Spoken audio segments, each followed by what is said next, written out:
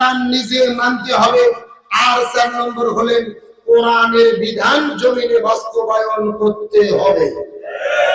কয়টা হকের কথা বলেছি? গভীর মনোযোগ পঞ্চগড়ের মুসলমান ভাইরা লক্ষ্য করুন।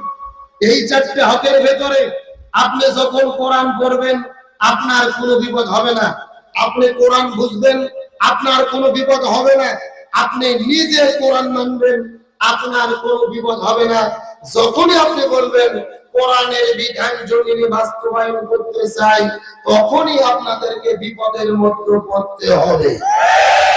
যদি বলেন হুজুর দলিল, আপনার ইমাম আমার ইমাম, বড় ইমাম 4 ইমামের এক ইমাম, ইমাম আজম আবু হানিফা রাহমাতুল্লাহ আলাইহি যতদিন কোরআন পড়েছে তার কোনো বিপদ ছিল না।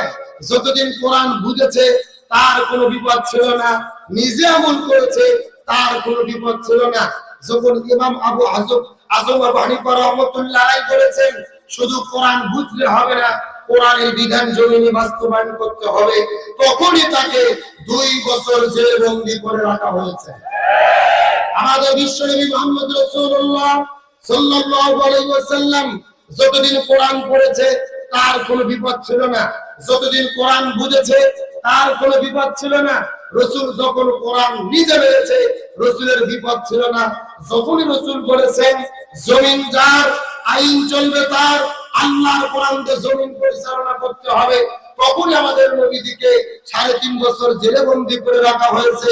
উহুদের ময়দানে দন্দন মোবারক শহীদ করা হয়েছে। আমার নবীকে 1 নয় 2 নয় 27 বার হত্যার টার্গেটের শিকার করা হয়েছে।